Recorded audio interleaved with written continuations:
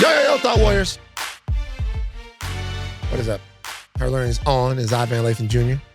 And it's me, Rachel and Lindsay. Just where the hell are you at? What do you mean? Where are you? I'm in Dallas. I'm in Dallas. My sister, I couldn't say it before. I was so afraid I was going to say it on the podcast because she listens to every episode. But my sister had a surprise birthday party. Brother-in-law threw it for her. She turned 45. And so we all came down from everywhere.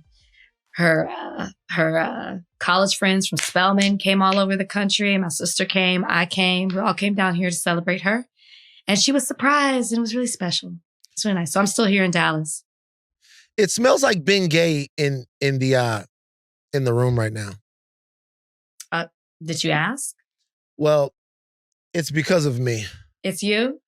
Yeah. You hurt yourself? Basketball? Boxing? So I have to put Advil cream on my Achilles now. Both Achilles. What you do? Is it basketball? Achilles tendonitis. I stopped playing for a while.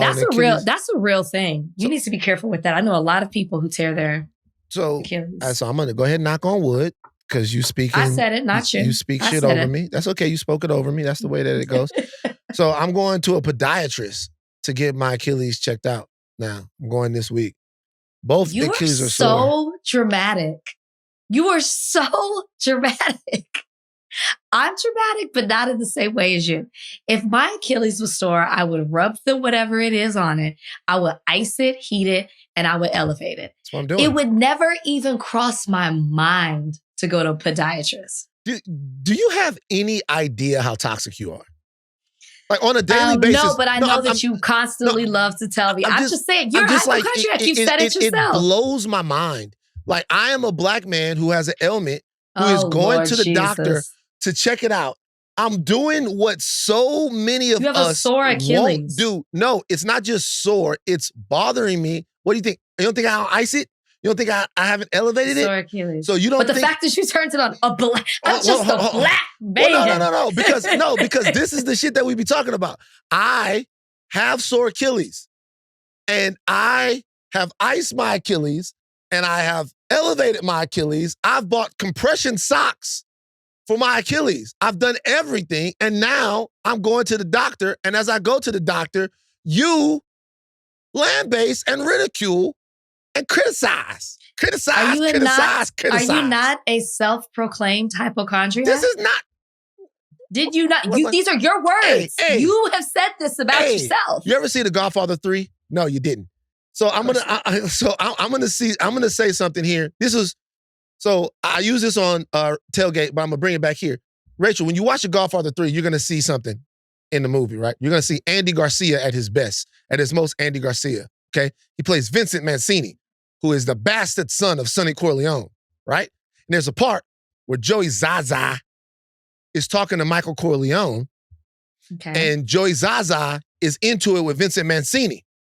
Mm-hmm. Michael is Vincent's uncle, right? He's got the backing of Michael's sister, Connie Corleone, to be in the family, but Joey Zaza doesn't want him in the family.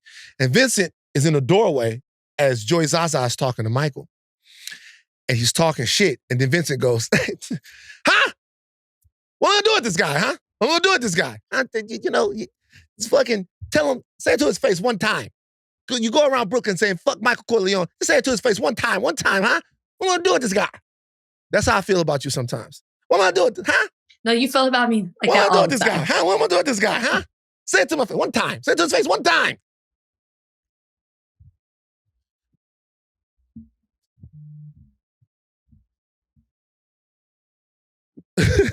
Okay. You do. I'm sorry. I do wish you the best. You don't care. I'm in pain. Like, Bernard, does it not smell like being gay in this bitch? I got Advil cream on my Achilles. I'm fucked, okay? I'm walking around. Why don't you just slow down a little bit? I'm trying to be healthy, and I can't. It's just everything is, I'm old, man. Can I just get some? Put you up for a 3x3 basketball tournament that the Clippers were doing. It was like the road to All-Star game. I seen it. They reached out. Did Layla? Okay, because Layla I'm doing asked me about you. It was Saturday. Oh, damn, I'm not doing that. I thought it was All-Star game or something like that. I was getting No, ready. it's not Celebrity All-Star Game, but you should do that too. But she asked me if I wanted to do it. She said it was a chance for me to prove myself. Oh, and damn, she wanted Layla. she wanted you to do it. And she wanted you to do it. Yeah. And I was like, well, I'm out of town. And so is, because I thought you were going out of town this weekend. I was. It was in Vegas watching a great documentary. So I was like, oh. And I was like, Van's out of town too. So. No, I would have definitely done it. I was about to call Irv Rowland and start getting my shit back together and all of that stuff. I thought we could do a team. We could do me, you, and then we would have to get like somebody truly dominant. Really good. I'm with you. We'd have to get me, you, and somebody truly dominant. But I'm sure they'll do it again. And this gives you time to rest up. This is great. Yeah, we'll see what the podiatrist says. I'm not sure whether I should go to orthopedist Please keep us updated. or podiatrist, but I'm going to the podiatrist. Or orthopedic surgeon. I was going to an orthopedic. I don't give a. I'm getting checked out. Like it's a lot of people around here that shit happens and they don't get checked out. Well, guess what I'm doing? I'm getting checked out, and let me tell you why I can get checked out. Because I have insurance. Health insurance. Now we have Rep Summer Lee. Look how it all comes around full circle, Rachel. We have beautiful, man. We have Rep Summer Lee coming on the show later, but we should say right now something happened. Donnie, tell us what happened just recently. Yeah, senators reached a tentative deal to end the shutdown. They say that they've secured a vote on the Affordable Care Act subsidies that have been at the center of the standoff. They say that this is the best possible offer we could secure. You mentioned we have Representative Summer Lee coming on soon, but your guys' reaction to the news. Rach, what do you think? I was disappointed. Mm-hmm. I mean, I hear this and listen, and when I say this, I preface this by saying, obviously, I want people to receive their benefits. I want people to be taken care of. I want people to not have to make a choice of how they're going to support their families and have to rob Peter to pay Paul in order just to survive. And it seemed like there was no end in sight. So obviously, I'm in support of all those things. But I was also in support of the government shutdown. I believed it was a strong showing for the Democrats. I thought it showed unity. And I thought they were doing exactly what we asked them to do back in March. They folded. This was an opportunity. A lot was on the line, particularly with healthcare, as you mentioned. And this was their opportunity to show we care about the American people. We care about their health. We care about their well-being in this country, which is what the party is supposed to represent. And this was a showing for them to do that very thing and to prove that the Republicans aren't. The Republicans and Donald Trump, I'll just say, has done everything he possibly can to starve Americans. Everything from his branch, the legislative branch, and the Supreme Court, the judicial branch. Every single thing to show that he would rather hurt people than help people.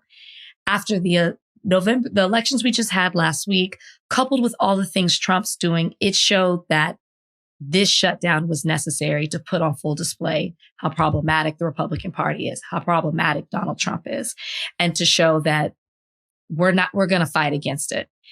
You've been doing this for 40 days. You have 8 senators who decide, Democrat senators who decide to vote to end the shutdown.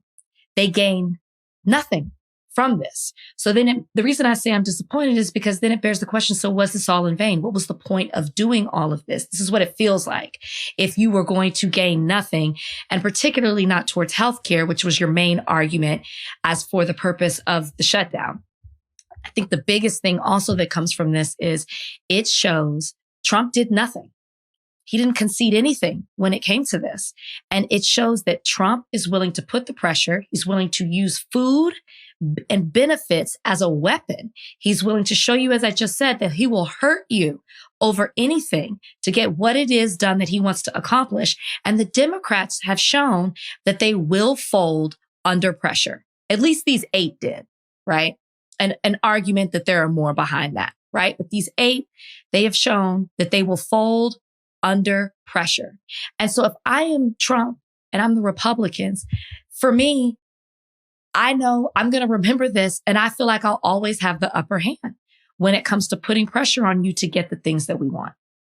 That is why this is disappointing to me. The bill itself is a 3 full year, it contains 3 full-year appropriation bills that will fund certain departments like the Department of Agriculture through the end of the fiscal year next fall, and a continuing resolution, I know you guys hear that term a lot, CR, to continue the government at the spending levels that have been agreed to before. It's like a bunch of different CRs. These existing spending levels through January 30th, we talked a little bit about with Rep. Lee, if that means we could be back on the precipice of another shutdown January 30th. I sincerely doubt that, but we got her opinion on it. She's going to talk a little bit more about that. It also is going to fund SNAP through next September, which was a big, big deal.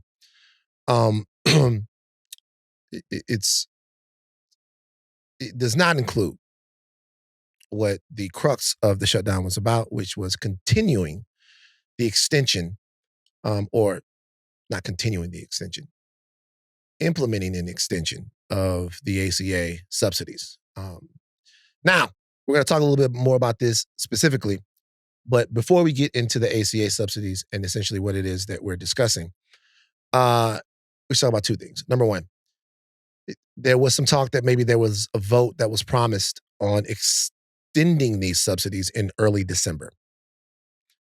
Mike Johnson directly, Speaker of the House, directly rebuked, or at the very least contended that claim. He said that he won't promise that the House will vote on extending the subsidies. The 8 Democrats who did not want to vote yes on, the 8 Democrats that voted yes, should I say, to fund the government were Dick Durbin. I always thought that was a porn name, Dick Durbin. We'll talk about porn in a second. We got James Talarico story coming up. John Fetterman, Tim Kaine, Jackie Rosen, Hassan King, Catherine Cortez, all of you've heard these names. Fuck it. You guys are very informed. You know the names. What's at stake when we talk about the ACA subsidies? I see a lot of people talking about this, and I think that there are 2 things that happen here sometimes, right? There is a moral disagreement about how much people should be immiserated for a political fight. That is a completely appropriate conversation to have. Mm-hmm. Whether or not someone should starve because they don't have their SNAP benefits, or whether or not someone should be getting evicted or have to go to a food bank or anything like that because they are a federal worker and not being paid during the shutdown. Mm-hmm. I happen to believe this, that if you are going to fight with Donald Trump and this particular wing of the MAGA Republicans, then you had better be prepared to bleed. Yeah. Okay. Yeah. We'll say this, though. That's easy to say. Of course. When it's not your blood. Right. It's easy to say when you're not going to have any problem paying your rent. It's easy to say when you still have health care. It's easy to say when you still are able to, go put food on the table. So for a lot of people like myself that are in philosophical, political fights, we should always remember that the people that are in the crosshairs of this aren't us. It's very important to say. However, there are other people that are in the crosshairs. All right. Right now, I'm sure as you guys have seen it, there was a back and forth, or is a back and forth between Roland Martin and Charlemagne the God. Right? And this back and forth has to do with a contingent of people who believe that the Democrats should open the government to stop the immiseration of people, and other people that are that are looking at this as a political fight. The reason why I want to drill down on some information right here is just so everybody knows what we're talking about. When we say the ACA subsidies are going to end in December, that means that these are subsidies that were passed during the Biden administration that supplement people up to 400% for their health care, up to 400% of the federal poverty limit, right? Now, let's get into this from a number standpoint. 100% of the federal poverty limit for one person living by themselves is $15,000. I'm looking at the numbers right now. $15,000. So I want you guys to picture this. This is one person that makes $15,000 a year. That's a little bit less than $300 in a 2-week pay period. That person right now is getting subsidies from the Affordable Care Act to be able to pay for their health care. When those subsidies end, that person will not have to pay more for health care. That person won't be able to afford health care at all.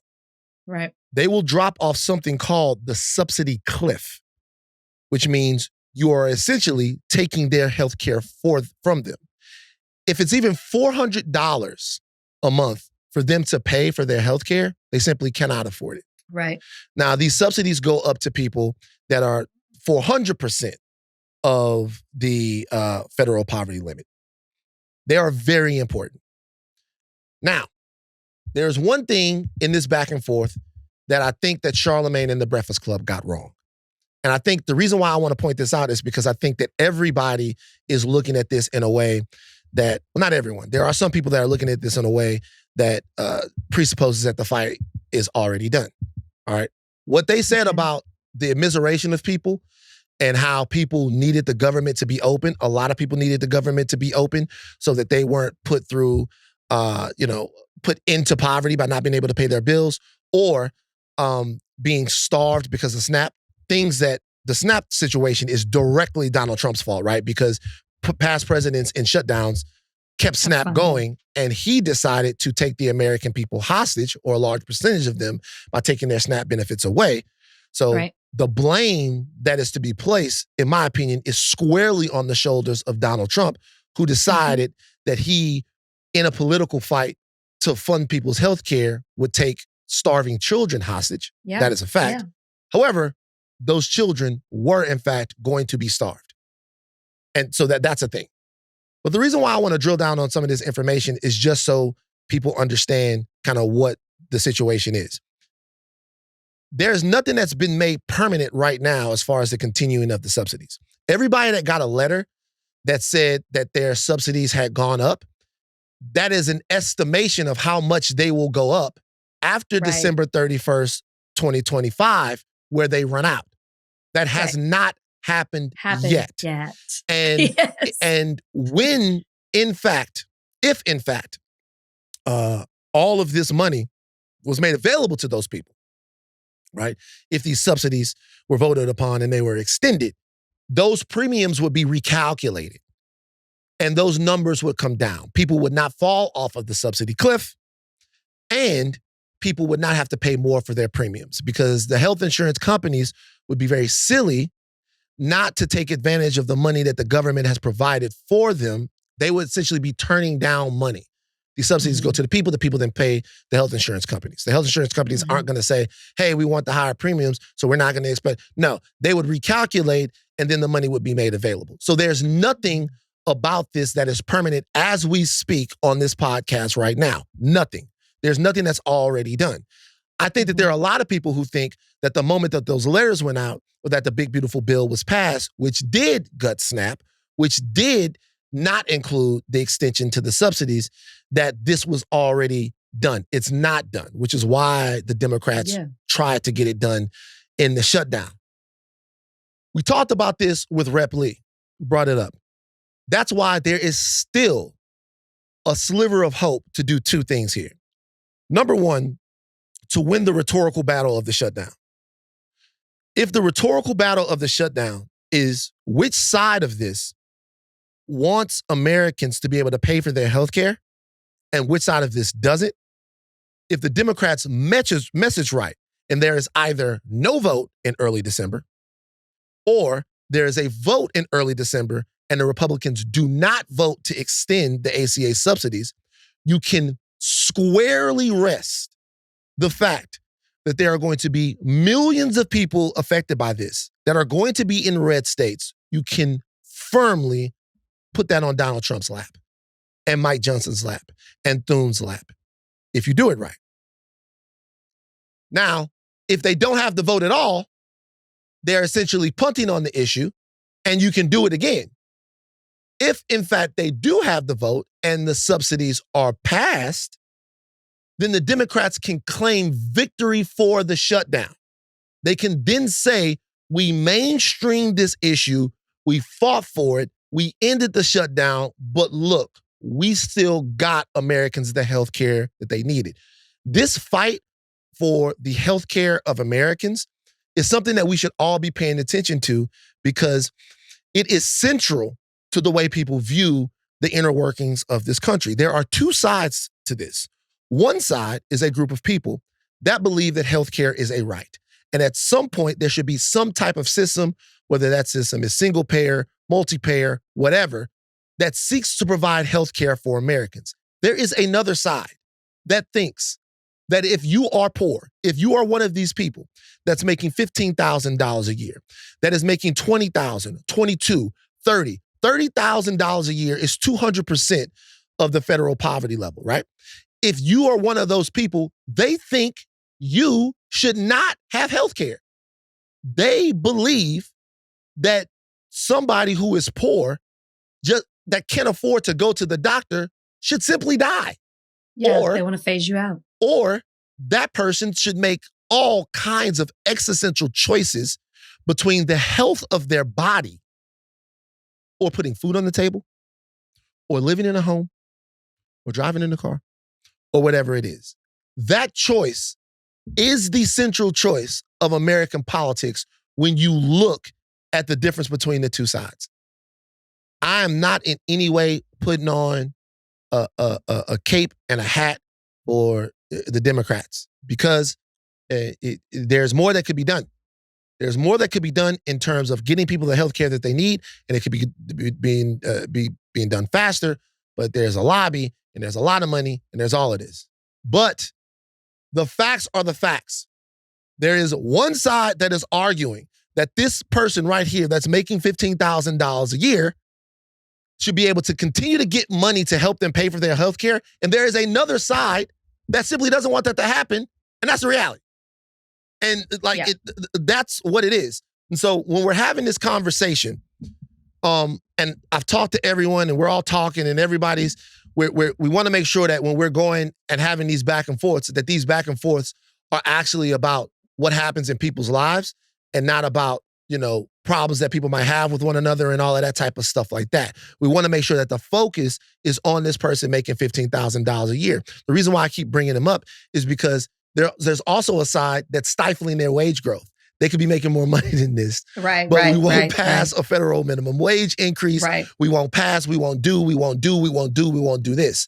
It's like legitimately, if you weren't born in a certain situation with a certain set of factors, then you deserve to be sick. So I'm saying all of this just so people know that there is still a chance for us, still a chance for people to force their government to help people not fall off the subsidy cliff and not have their premiums go up to the point to where they can't afford them anymore. You said that there were a couple of things that you believe that the Breakfast Club got wrong.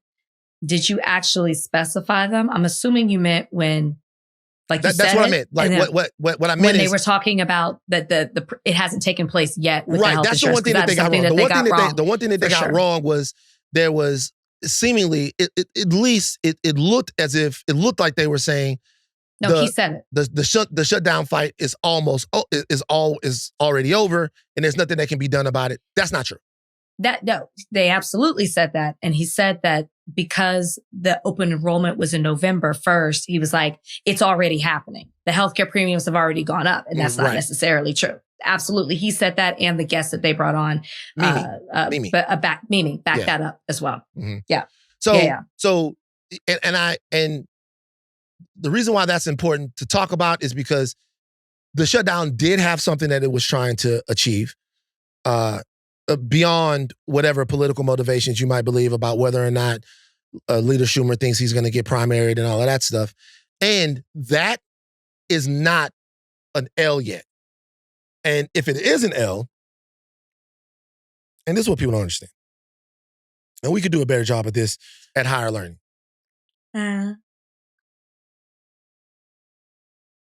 If you lose the fight, the only thing you have left to do is to identify your opposition. This is a core understanding in life. You lose your job. The job is lost. Yeah. The only thing that you can do when you're walking down the street is go, these are the people that fired me for no reason, and this is why they did it. So that everybody understands that this is a place where things aren't fair and where people are fucking over people. In this situation, if in fact they refuse to vote or they vote not to extend the ACA subsidies, they will be immiserating millions and millions of Americans. And whatever bill Trump wants to pass will face a very steep uphill challenge. Whatever type of Trump healthcare bill that they say they're going to do, whatever that they haven't really put forth or whatever that's a figment of imagination right now. We're talking about instant pain that will take place in December. So that has been looming forever. Democrats didn't wait till the last minute to try to make this happen. They have been trying. Yes, they did. Well. They waited till the last minute to shut the government down over it. To shut the government down. I'm saying, but they didn't wait till the last minute to talk about healthcare and that these were expiring. That is what I'm saying. Yeah, they didn't. The Republicans have always been anti-ACA and have yet, and this is where Marjorie Taylor Greene comes in, they have yet to ever say anything about how they were going, another plan, about how they were going to fix it and how they were going to give affordable health care to Americans. So I just want to say that was the Democrats did not wait till the last minute. Hold on for a second. Don't you dare. Don't do that. Don't you dare. Don't do that to my goat. Don't do that to my goat. There's no such person as Marjorie. There's no such person as Marjorie Taylor Greene. There's Marjorie Taylor King. MTK. Don't do that to my goat, man. Don't call my goat out her name like that. Don't do that to my goat. There's no Marjorie Taylor Greene don't exist. Marjorie Taylor King. How easily I have a dream. Have jumped ship. She rode the train. Okay, Marjorie. She rode the train to glory. Marjorie Taylor King, I rode the train to glory. Marjorie Taylor King, show me the Epstein files. Marjorie Taylor King, I want health care for all Americans. I'm Marjorie Taylor King. Like, don't hate on my goat, man. Don't disrespect my goat. It's a new goat out here, man. MTK in this motherfucker. Don't disrespect her now, Rach. Come on. She will hear this and use this. She will use this. Can I say something about a Martin Luther King Jr. voice? Don't do Martin Luther King Jr. voice. It's only ever really worked for one guy. Martin Luther King That's Jr. it. Martin Luther King Jr. voice is like the skyhook. Who's guilty? Man, who's guilty? So many people have tried to use it. Shout out to some of my homeboys in Congress from Texas. They didn't try to use it before. Barack Obama has before used Martin Luther King Jr. voice. One of the Tennessee Three. Remember? Martin Luther King Jr. voice. Jesse Jackson is the most effective user of Martin Luther King Jr. voice that's not actually Martin Luther King Jr. He used it pretty well. But like I said, it's like like Kareem's skyhook. Only it's devastatingly effective, but only for one motherfucker. Mm-hmm. Don't use the voice unless you Marjorie Taylor King. Also, white women get a pass. Yeah, she could do it. Come on, man. She not white no more, bro. She not. She one of us, man. I love that it's so entertaining to you what she's doing. I like it. Did you like it? Did you like it when Candace Owens did it? She never really, she hasn't become Candace Owens Abernathy, Candace Owens, well, she went from Candace, don't call me Black Owens, to Candace, I know, I like Black people too, Owens. She could be Candace Chisholm, but she's not there yet. Now, oh, not Chisholm. Don't you dare. She could have chosen to be Candace Chisholm. She hasn't though. Candace Owens has now actually moved kind of into Alex Jones's space. Because she given us big time conspiracy theorists. And boy, are they entertaining, man. I will agree. But boy, are they entertaining. I'm sorry, guys. I know y'all don't like to hear this, but Candace Owens will be like getting interviewed with someone And they'll be like, oh, Kennedy assassination. And she'll be like, Martians killed Kennedy. Everybody knows. And they'll be like, Candace, do you have proof that Martians killed Kennedy? And she'll be like, I don't need proof that Martians killed Kennedy. Anybody that says Martians didn't kill Kennedy, you should look at them. Because why would they say that when it's completely honest that a fucking UFO came from Mars, it landed, shot, bullet went back into the UFO, it went back to Mars. Are you fucking stupid? And then I'll be watching this shit and I'll be like, am I stupid? Because I don't think that they did that, but she kind of spitting right now. She kind of spitting. She's making me believe that the Martians killed President Kennedy. She still don't have me. Like the chaos that she's bringing. Like, that's just what's entertaining to me. Chaos agents on the right. Oh, we love it. Speaking of the right, let's get to Summer Lee. But then we got to talk about the right hand after we talk about Summer Lee. Let's get to our interview with Rep. Summer Lee, representing Pennsylvania's 12th Congressional District.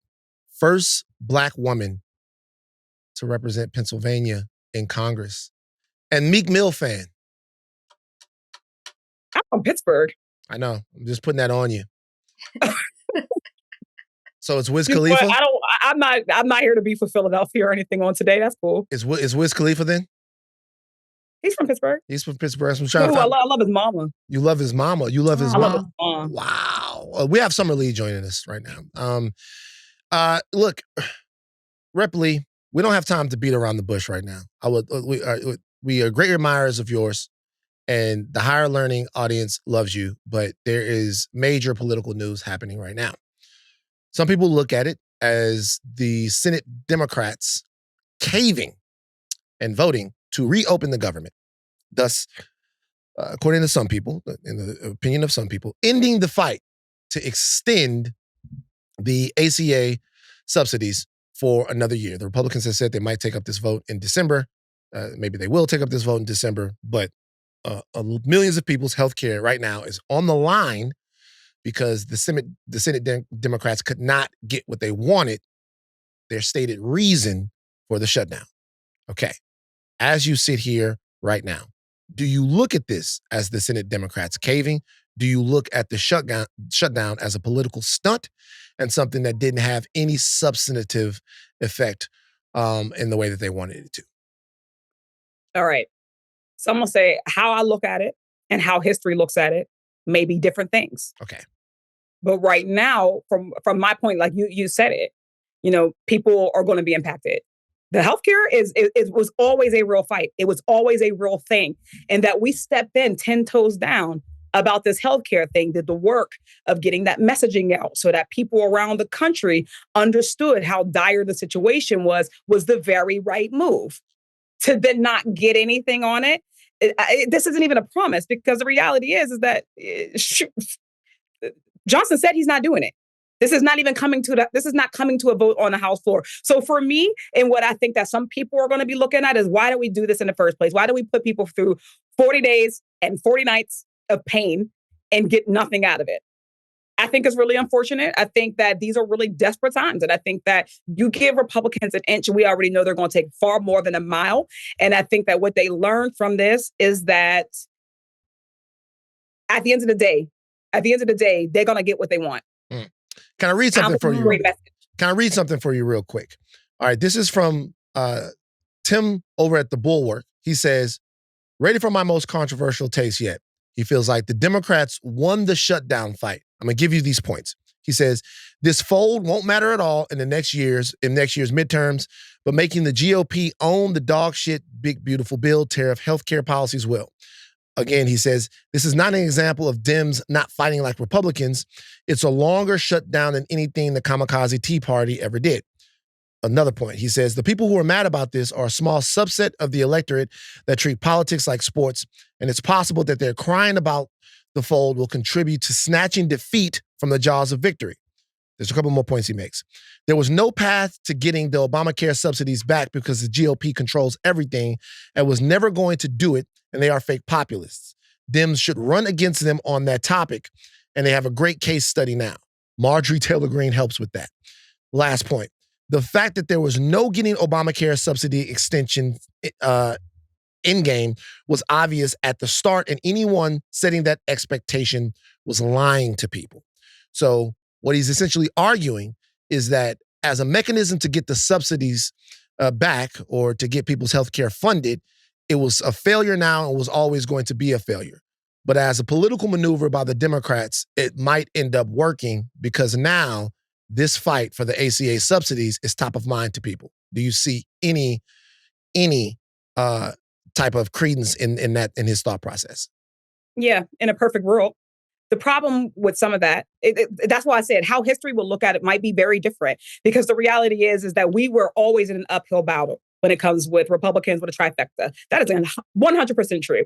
But my contention would be is that Democrats for success always rely on a coalition, right? Democrats don't win in a silo, don't win in a bubble, right? We don't need just centrists. We don't need just, liberals, just progressives. We need our electorate behind us, all parts of our electorate. We need the media, and we rarely have the media. So how this story gets told is going to be a really important piece right now. Whether or not people look at some of those Dems who back down right now, whatever you call it, back down, fold down, whatever. How they look at them, they are going to need to shape, which means that they're going to have to be far more expert than they've been to date.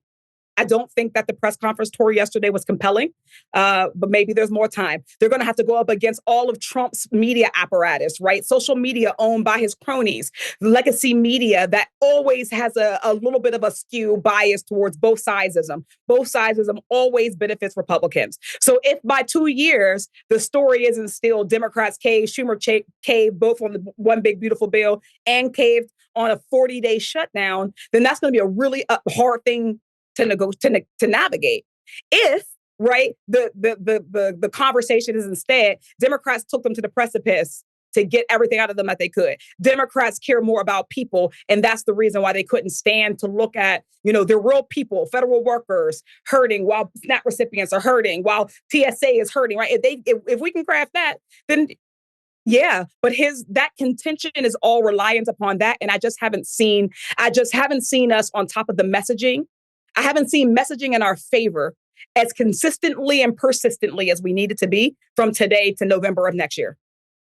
Yeah. I agree with you. I think the fact that the Democrats, the 8, moved over to move this forward, it feels like Trump and Republicans can now say, see, they were the holdup. And then the other side of it is they can now say, well, nothing happened. To your point at the beginning, it's been 40 days. And it seems like all of this was in vain. So what was the point anyway, if at the end of the day, we're still not going, Obamacare is still not going to be intact in the way that it was prior to that?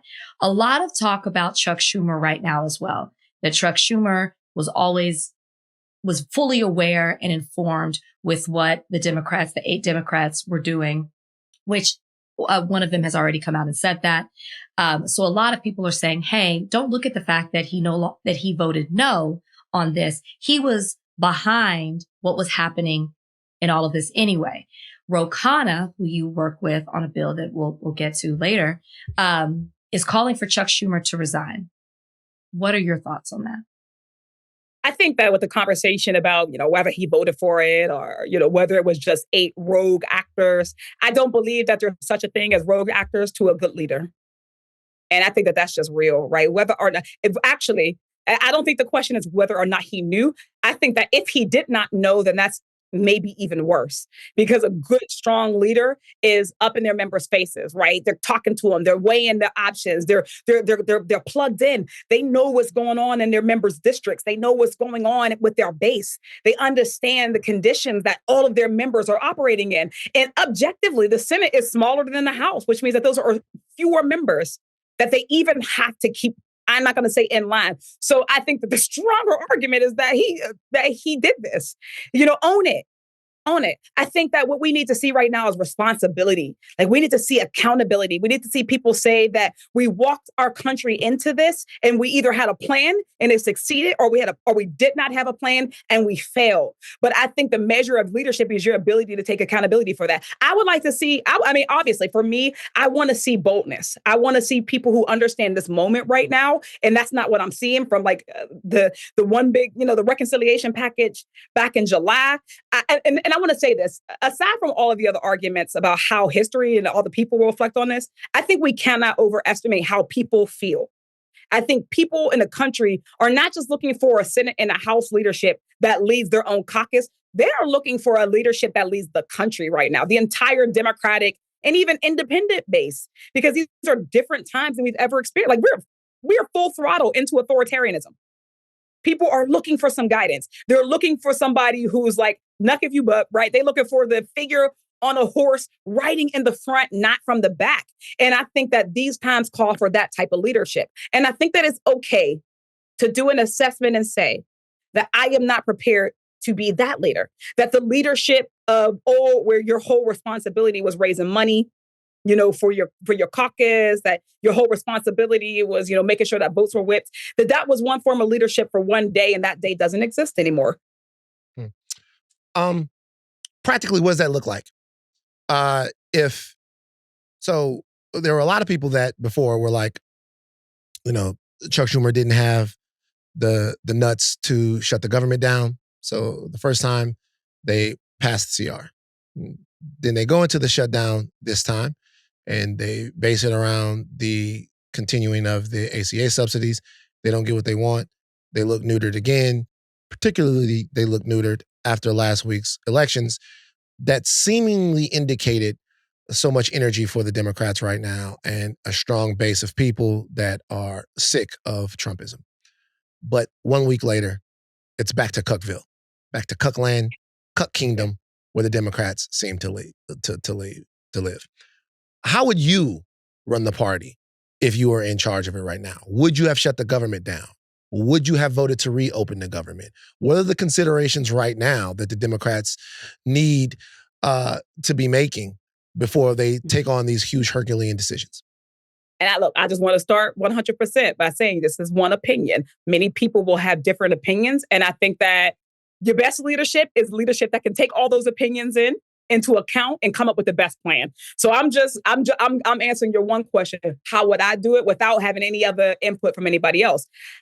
I think that when we talk about people who want to see leadership of not just the caucus, but also of the electorate, I think that looks like empowering people so that they can be soldiers in this war as well. Right? At the end of the day, we're not going to win if we're relying just on Democrats holding ground. It's very real. It is very real that we don't have the House, we don't have the Senate, we don't have the White House, we barely have any courts. Right? That's not fake. That's a real exercise of power that millions and millions of people that they wanted, that they asked for. They asked for Republicans to lead this country. Right now, we have to demonstrate while people are upset that we have a different vision. So the first thing first, I would say that we have to define who we are, right? Democrats want to serve two masters. I say three masters, even worse. You can be the party of corporations, corporate needs, corporate sponsors, and then you want to be the party of people at the same time. They want to be the party of incumbency, but the party of democracy at the same time, right? We have to choose who we're going to be, and we have to be it just unapologetically. I think that is the first thing. This is not a message problem. It's a messenger problem. It's number two. We need to put our best messengers forward, credible messengers, which means that, I actually think that there are some people who are nostalgic for a time that will not exist anymore. I think it's okay to say that you served well, right? My faithful servant, you served well. And now is a time for people who can fight differently in this era. And then I would say like empowering people. I do think that the shutdown was important. People don't shut down governments for fun. I promise you. I didn't talk to anybody who was like, we're doing this because we just want to do this isn't a political stunt, man. Our own teams, don't have money, are not being paid, can't eat. Like our own family members. If you're like me, I got family members who are federal workers, family members who are SNAP recipients, family members of TSA. I got family members, I got people in our real lives who this is impacting. When we come to a budget impasse, it's almost always because for the first time, poor and working class people are being represented at the appropriations table. You only see shutdowns when poor and working people are actually being represented well, or actually making demands, or actually asking for something of their government. That's the only time you see a shutdown. So when we go to that, know it was dire. Know that it was real. So I think it was the right move. It was the right move to not concede that. I think that what we need to do next is we need to empower those people. We need to talk about how a government shutdown comes with sacrifice. It comes with us taking care of people. A government shutdown is like a strike. We don't have strike funds. We don't have people, community who are supporting those folks who have to take the immediate sacrifice. We need to make sure that we're building that infrastructure. We need to make sure that people understand that they have a role to play in our democracy too, through their dollars, through their labor, through their organizing effort. I think that's what I think leadership needs to look like right now. Do you We need more think people. do you think that this move takes away from the progress that everyone talks about that happened on Election Day on November 4th? If we let it. Mm. Listen, I'm not gonna be, and I'm critical. People know that I have been critical of my own party. I think that it's important to look at the mirror before you show the mirror to somebody else. And I think that a lot of people are demoralized right now because of Election Day. They're demoralized because they were like, this is the moment to take the stand. And they were seeing them. The problem is that so many people relied on Democrats to fold. And even as I talked to people, I talked about how important that November 1st date was. I'm like, keep this in mind, y'all. On November 1st, SNAP benefits are gonna expire in many states. The federal workers will have gone without at least an entire month of pay.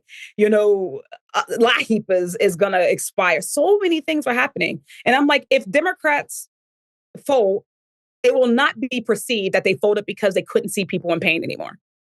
Poor and working class people are often made to make short-term sacrifice. Like we have to make the short-term decision and sacrifice to the long-term needs, right? It's the poverty tax, right? You can't pay, for the longer bulk item. You got to pay one time at a time, and we all know that it costs more in the end. That's how they do poor folks. That's what the government shutdown is when we use federal workers and we use, hungry people, hungry babies, as a bargaining chip in the politics. I think that the problem is too much.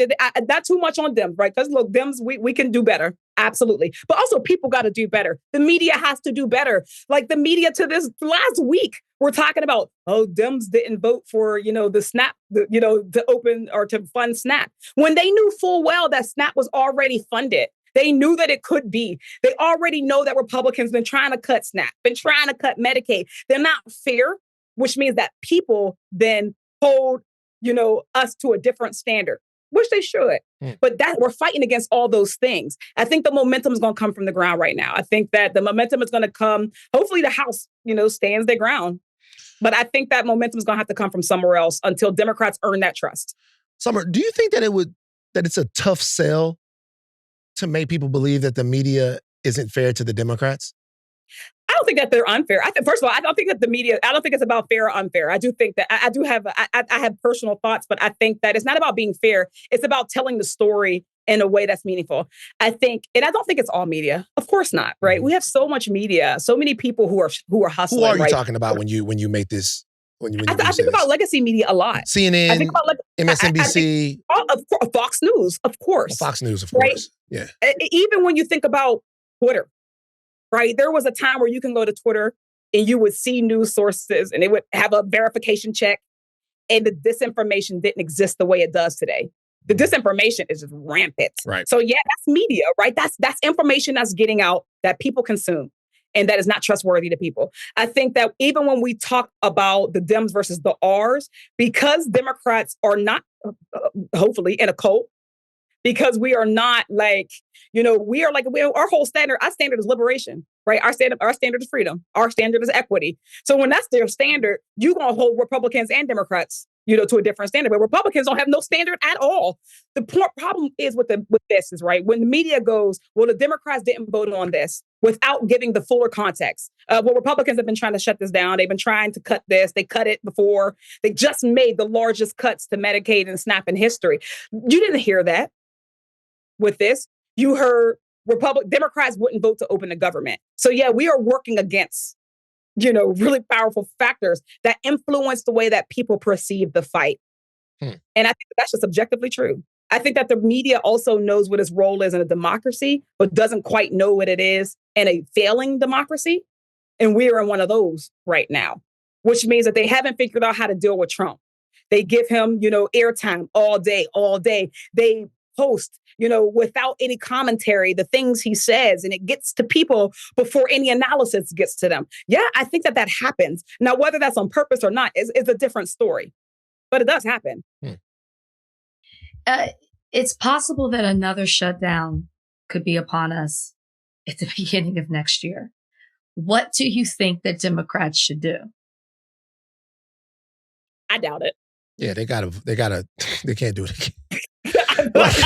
I don't think so either, but I'm just like, what do you think? Just vote the CR. Yeah. So, and I guess that kind of goes to my point, because they did what they did this last time. Have they lost that completely when it comes to this? Because they went 40 days, they really did not gain anything with all of this. When it comes to the next one, have they just lost that power? What do you think? No, I mean, I'm actually really honest about that.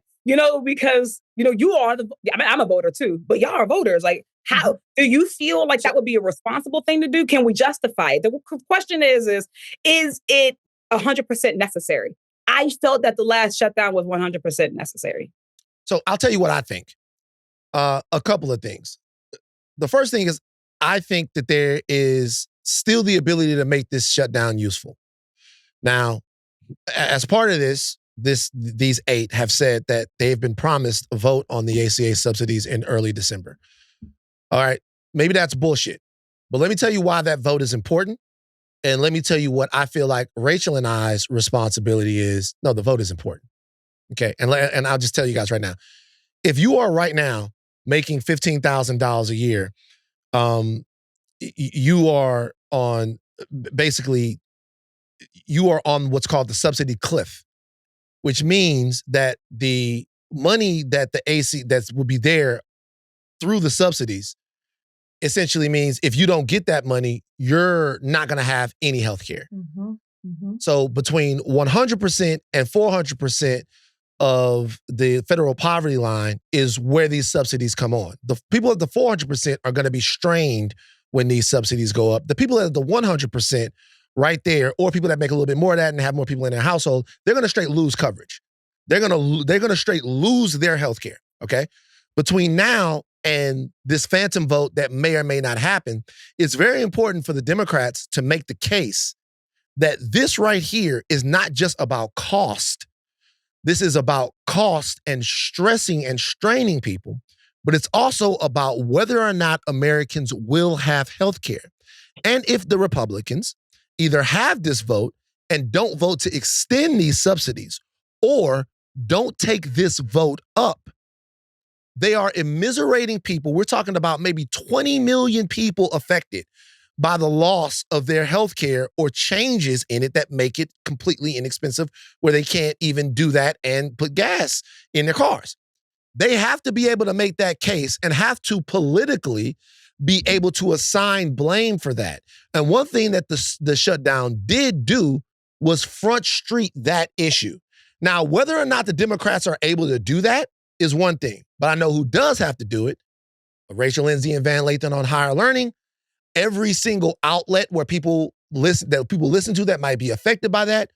We have to remember that political machinations aside, there are people right now that in January and February are going to have to make decisions about how they take their kids to the doctor if, in fact, this $50 billion doesn't come in for them. That's why I need this to stay. Right. We need the conversation to stay here because that's real. At the end of the day, however you feel about how long, whether the shutdown ended too soon, the fight was about people's healthcare. And the Republicans 100% own this. I think that even if Thune, is it Thune? Even if Thune gives them this vote. It's Thune, yes, Thune.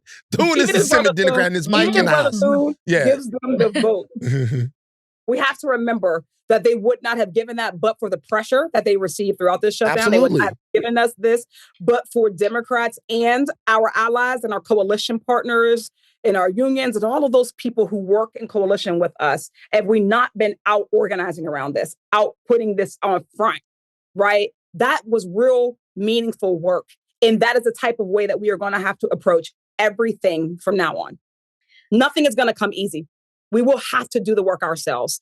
We will have to bring information to our people. We will have to go and get them. We will have to meet them where they are. We will have to bring them to polls. We will have to feed them sometimes, right? Because Republicans do not wish well for us. They do not wish for people to have fair choices. They don't wish for people to be okay. They were okay with these federal workers not eating or paying their bills. They were okay with not recipients, not being able to afford food. That's what they want. I agree the vote is important. This is my fear. Let me just say, I totally feel like the vote, because before they weren't even agreeing to a vote. Now they're agreeing to a vote. We have no idea whether that will happen, what that will look like, whatever. It's my understanding that whatever Chuck Schumer had proposed, it was only extending the tax credits by 1 year. Is that right? Yeah. So that was the compromise. The fear, I guess, I have is 40 days, nothing was accomplished except the fact that the Democrats held out. People have not been able to feed their families, have not been paid, have to figure out how to pay their bills, all of that, which can look bad depending on the messaging, that it's the Democrats' fault, because that's coming from the Republicans. It's the Democrats' fault this happened. Republicans agree to have this vote. They vote and they extend it for a year. And that gets them to the midterms. And then they do it all over again. That's the fear that I have. Is that, do you understand what I'm saying? Like that they'll extend it to make themselves, look good. Tell me why you're not worried about it. Because to me, it's like, oh, they'll do just enough to make themselves look good, to stay in public favor, to have people say, oh, it's the Republicans who are saving us and not the Democrats. Tell me why you're not afraid of that. Because I care more about people having health care than some bums looking good for another day. Obviously. Right. No, obviously. I'm not saying I say that to say that we are doing the work. Like, listen, again, when somebody shows you who they are, believe them. This 40 days was not in vain, because this was the only way that we would have had a concentrated eye on healthcare, a concentrated eye on not just this budget process, but the last one back in July with the one big bill, right? We weren't getting that. The amount of people who mobilized and organized around getting out information, I know it sounds like very little. Getting out information is half of the battle. There are so few people who, because of their day-to-day struggles, their day-to-day lives and battles, they're not always able to even access the information to say, hey, warning, this is happening to you. Hey, warning, this is who did it to you. It's now on us to carry this on, right? It's like, listen, the shutdown served a purpose to remind the country what Republicans are willing to do to keep you from basic necessities. That is important. Yeah. If we drop the ball now, that ain't just on Dems. That's on everybody. So when I think about whose responsibility is it now, Dems hold the baton. Like maybe we're the ankle leg, maybe we're the first leg, however you look at it. But at some point, there are other people in the relay with us, and we need them to continuously and just consistently nail the Republicans. Don't let people forget who Republicans are. Don't let them forget that they made the largest cuts to Medicaid in history in July. Don't let them forget that they've been trying to cut, mothers and babies off of SNAP benefits for years. Don't let them forget that. Don't let them forget that. We have the power to do that. And this gave us something to channel that into, right? So just we keep it going. But at the end of the day, when the primaries come, the people who are going to be most impacted by healthcare are going to have a full resume that they get to read of both parties. It won't just be this, though this will be a part of it. They will also see all the other things that we've done. And I promise you, these Republicans are going to do terrible things from today and in November. They can't help it. One more question about the Democrats, and I want to ask you, something more specifically to your own journey. Isn't it true that the Democrats failed to message adequately because they're just too fucking old? Every time you see someone, I looked at the 8 that held out, and these were some Happy Days watchers. This was Richie Cunningham, their favorite shows, Laverne and Shirley. They were probably like really into MASH. And it seems as if right now we need some people who grew up on Martin. We need some living single viewers, maybe even perhaps a Friends viewer during the time that the show was on. Maybe later on somebody that was into My Wife and Kids. We need a different version of Democrat that is more virile. I'm 45. I'm talking about like not too much north of that. I could maybe go to 55. I can maybe go to a Cheers watcher, right? But right now, your whole party, these are some Dick Van Dyke Show motherfuckers, and Summer, it's got to change. You were talking about cultism earlier on, but I have to be honest with you. Earlier, you said this was a party that could be beholden to incumbency. It could be beholden to corporations. It seems like that has the makings of a cult as well. True. It does. It does. Absolutely. And you see that just in like the just aggressive questioning that progressives get, especially like progressive Black folks. When there's a progressive Black folk in a while, we got to prove every day that we voted for, some Democratic candidate that we never said anything about. We always have to do that. That vote blue no matter who mentality, which is a thing. We don't even have to get into that because the real question is about messengers. I think the age thing, listen, I am not somebody who doesn't believe that old folks shouldn't be in office. I want to say one of my favorite Congress people, Miss Bonnie Watson Coleman, just announced that she won't be running next year. And Miss Bonnie Watson, forgive me, Miss Bonnie, ain't a spring chicken, right? She's not a spring chicken, but she was fierce. She's fierce. She's progressive when it came from everything to the genocide, to Black liberation, reparation, all that. Ms. Bonnie wasn't just like somebody who was like signing, she was there on the front. And that's cool. I like that. I know young people who are feckless and we're not getting that. So I don't want us to just replace older people with younger people. I want people with fire. That's why I said credible messengers. It's not about, just your age. How many people in the Democratic caucus have ever lived a working poor life? I look around and I said this to the Black caucus once, I was like, listen, even amongst the Black caucus, we got folks here in the Black caucus who are now generational Congress people. We got Nepo babies in the Black caucus. Like, that's the Black dream. I'm joking. It might not be the Black dream, but that's somebody's dream from the 60s that we had Nepo baby Congress people, right? It's not about to make fun of it, though, but it is to say that they are far removed from the actual struggle. I say for me, I used to always, every time we get polling that says, oh, these people felt this way and these people felt this way, I'm like, I knew that because I talk to non-voters too. Right. I talk to non-voters every day because I got people in my life who are skeptical of the system. I have people in my life who hold beliefs that like, it doesn't matter who is in power, like their life is going to be their life. And they're not wrong. Their material conditions haven't changed, whether it was Bill Clinton or Barack Obama or Bush or Trump. Those parts are true. They know something about the system that people who are heavy in the system don't know. And people who are heavy in the system know something about the system that those folk don't know. Both of those things can be true. But a credible messenger knows how to bridge those divides, right? A credible messenger knows how to take that message, not just to the barbershop on election day, right? They know how to take it in and out. Like they know how to do it every day because we are them. We are them. We're not just something that kind of rests above that. The Democratic Party has to make that fundamental shift, and they will not do it if every day somebody young and hungry and connected is pushed aside as too radical, too socialist, too brown, too this, too anti-genocide, right? Those are the things that are depressing voters because they're like, well, we are trying to participate now. And every time they try to participate, the establishment comes and says, not like that, and not unless we say so. And that's having a real effect on people's morale, on people's ability to fight back now that we need the most in an authoritarian government. And it's nobody to blame but us for that part. But not us. I don't do that. But yeah, we just saw that in New York. And beyond. I mentioned this earlier, but some of the work that you're doing, I want to talk about that. You and Ro Khanna have pushed a bill forward to remove dark money from politics, to abolish the super PACs. Can you talk a little bit about the work that you're doing? We've had Ro Khanna on the show as well, but talk about, because that's a topic of conversation on this podcast quite a bit. Can you talk? Yeah, can you talk a little bit about it? The whole conversation boils down to that, right? That's money in politics. What God are we serving? Right. When I talk about how expensive it is to run just on the grassroots level, how expensive it is to be a congressperson. Every year, it just exponentially increases. Right.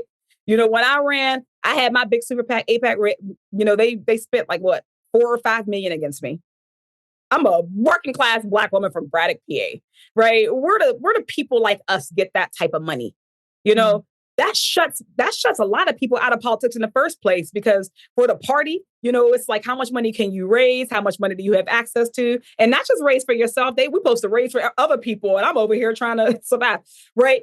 Then it's like all of the issues that we care about, the root is money in politics. If you care about environmental justice or stopping kids from being gunned down with, you know, weapons of, you know, army war, you know, in their schools, if you care about, you know, pharmaceuticals and healthcare, you know, all these issues have popular support, right? The majority of Americans know we have a climate crisis, and the oil and gas industry is mighty in Congress, right? Everybody believes that we shouldn't have access to assault rifles to continue doing this. And the NRA, it looms as a shadow.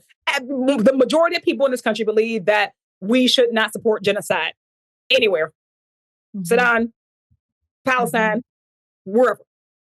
And yet Congress never aligns. That's the money in politics part. People are able to bypass systems. You can give me a max. There's a max that you can give me, but there is no max that a millionaire can give to their own PAC they created themselves. And we have to get that. You cannot have a democracy and the system where wealthy people can spend anything to influence elections. So what this bill does is just say a super PAC is limited just like everybody else. You have the same contribution limits that any other PAC does. You do not get to do a pass around, which would effectively abolish super PACs. But we also have to end Citizens United. We also have to tighten up our election laws. We talked about, you know, Zohran and Donnie. Well, you know, he was successful for a couple reasons. They had ranked choice voting, which eliminated the spoiler alert, the spoiler effect. They also had, you know, public matching funds on top of contribution limits, which allow, you know, young, upstart, not, you know, traditionally wealthy candidates to compete. So all those different systematic changes help more people who are actually connected and rooted actually compete in this system. That's how you have a real democracy. Mamdani is a part of, I'm assuming you're a Mamdani fan to a degree, at least, I'm assuming. Maybe? Yeah. He was a member of the Democratic Socialists of America, the DSA. You were, and then you left. Why? I was endorsed by the DSA. Endorsed by the DSA. Okay. I was endorsed by the DSA because I worked my ass off, and we deserve that endorsement. No. But no, you know what? When it comes to the coalitions we made, especially, this is when I first ran in like 2018. I was new, nobody, and we really worked to build just a movement here in Western Pennsylvania. Like, we're going up against these incumbents. DSA was one of the organizations that was really, you know, actually got bold enough to say we should support the candidates who are running against some of these incumbents. A lot of people were not doing that. Labor unions, you know, some of them at best would, you know, stay neutral. Every now, I had one union endorsement in my first race. That's it. You know, so to see people who had the vision to say that actually we all say we want younger people, but we need people to support them. We need people to knock some doors for them.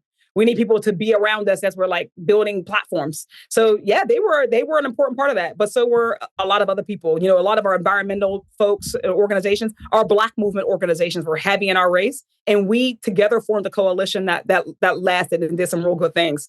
And there are still people, you know, who are doing that here in Western Pennsylvania, and I see that they do it in New York and all these other places. For me, when it comes to the organizations that I am a part of, I am a part of that many organizations. But for me, I believe relentlessly in a race class analysis, and I am relentlessly trying to give permission to people to adopt that, to recognize that we're not equal even in class struggle. And that there is going to be no two ways around race. And I'm not saying them specifically, but I'm saying that's what I look for in my orgs. So I'll stay there because we had a conversation last week, or maybe it was last week, maybe 2 weeks ago, about Graham Plattner and about how sometimes the progressive wing of the party, which I like to think of myself as progressive, sometimes there is what I feel like a certain cavalier attitude as it relates to race. Like we see Graham Plattner right now, there's all kinds of stuff in his history. There's this range in the spectrum of things that are distasteful to things that are actually concerning. And because he is a progressive and there is a sort of, how can I put it, a de-essentializing of race in the progressive movement. And, it's more oriented around class, which is fantastic. It allows you to build a big and broad coalition. But sometimes in that, though, what you have is people that refuse to speak to the direct experience and needs of Black people. In this particular case with Graham Plattner, I need to see him talk to somebody Black. I need to see him sit down with somebody Black and go, yo, I'm cool, I'm safe, let me show you what I was going through. At least have the conversation. I don't see that happening. And I wonder if our friends, cohorts, and comrades in the progressive wing of the left don't understand sometimes what Black people need. It seems like you just indicated maybe a feeling like that, and perhaps you could expound on it. Feeling like that. Yeah. And this is somebody, again, I have deep respect for our comrades, whether they be in the DSA or outside it, just progressives who came into electoral politics through Bernie or through me, whoever it be. There's a deep respect there. And there's also, with that respect also comes an accountability that we have to strive to be better versions of what we oppose. When I think about just Black folks, man, a lot of people don't know Black people. They don't know Black people. They don't live those, but that's the part about lived experience, how important lived experience really is. A lot of people poo-poo terms like intersectionality. But intersectionality is why, as a Black woman, I could talk about environmental racism and environmental justice and climate action in ways that is more expansive than somebody who only comes at it from the climate action piece, right? It's the reason why, as a Black woman, as a poor Black woman who went to a public school where we had, some of the highest numbers in the country of funneling kids in the school to prison pipeline, punishing Black kids. Like, I can talk about those things in that way because I've lived it. And what I haven't lived explicitly, there are folks around me who have lived it, right? There are people around me who I can take into counsel, right? Because again, who you bring onto your teams, your counsel, your advisors, that matters too. And I think that too infrequently do we hold ourselves to the standard that we actually should strive to have a more diverse thing. We too often I hear on the left, it's like, oh, we don't do identity politics. I'm like, well, but I have an identity. I was just talking last week, to know some more folks on the left. And I was just like, but, my Blackness informs so much. It informs a lot. It's how I built my politics around it. Growing up Black and poor and woman in the Mon Valley, that shapes me in ways that I think is really important to politics. And when we don't allow space to understand how that is an expertise in and of itself, when we don't allow that to be considered a qualification, then we are actually limiting our own potential. So that's why I do think it's important that we actually listen. Solidarity is not a left to right thing. It's actually top down. You got to be in solidarity with people who are more marginalized than you. Otherwise, we're asking people to be quiet. We're asking them, to contribute to something. There's no justice in that, right? Black people need justice. Indigenous folks need justice so that they can be their full selves in movement. If we are still struggling against the system and we're struggling against, individuals within it, how can we dedicate our full selves to eradicating, the things that we're trying to eradicate? We can't. And people aren't recognizing that. And the conversation is not getting any better. Outside of the shutdown, I feel like and this is just holding the party accountable because we want to see them do better. We want better for us as a people, as a community. We constantly are critical of what some of the things that we see with the Democrats or in government in general. But what are the positives? Like, what's something positive that you see the party doing that you're proud of? First of all, off top, the people who I know, who I work with, who are Democrats, are also the people who are speaking truth to power. We are trying to end genocides. We're trying to end, racial injustice and policing and the criminal legal reform system. We are fighting. You feel like the Democrats are trying to end genocide? I am. And I am a Democrat. That's why I said the people who I work with. Caveat. Okay. A little bit of a caveat. But you know what? No, I will say that my Democrats are trying to end. To talk about that there are people in the party who are. If it's 10 of us or if it's 200 of us, we're right out on. Right. No. as the party as a whole, listen, man, we are not the people who are trying to cut SNAP. We are not the people who are trying to cut Medicaid. I do think that is important. I think that when we look at people in pain, we feel it. And that's a good sign.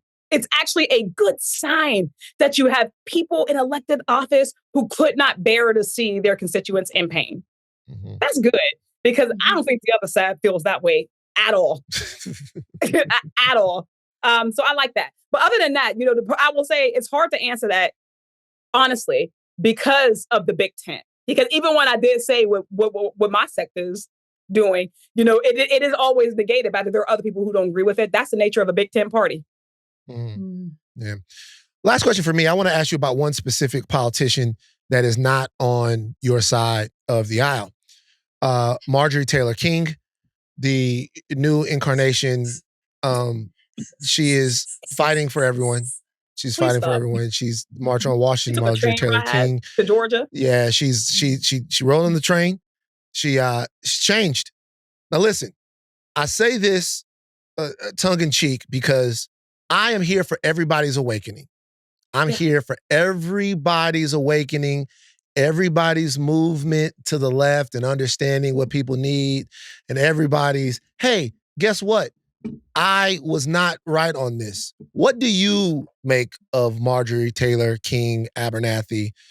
What do you think of her political awakening and the fact that it seems now she's really ready to break with the people that made her and it become something new, something that, I mean, whatever. What do you think of this? What do you think? I think, again, my baseline standard, when people show you who they are, believe them, you have to do a lot more. I would like to evoke who I would rather her be, Marjorie Taylor X, to quote Malcolm X. He says, if someone stabbed you in the back, progress isn't pulling the knife out 6 inches if he stabbed you 9 inches. Right. He said progress isn't pulling it all the way out. Progress is healing the wound that you caused in the first place. So she has a long way to go to healing wounds that she actively caused. So whether this, this personal, spiritual, political transformation is authentic, whether it lasts, will all depend on what steps she takes to negate the harms that she caused. So I want to see those things. So I wouldn't be giving her my money yet. I am not expecting her to stage any sort of any coup on MAGA yet, but we'll see. It seems like I hear she's a little bit scorned. She wants something, they didn't give it to her. Now she's a little upset. If she wants to prove me wrong, I welcome it. I believe in opt-ins. We need more people. Liberation, the side of liberation needs more people. So I believe in opt-ins, not opt-outs. But an opt-in isn't just like a free pass. It's not like a get out of jail free pass. Like, you still got to get time. Agreed. Yeah. Rachel, she could literally, there's nothing she could do nothing anyone can do for Rachel. Are you donating to Marjorie Taylor King now? Who, me?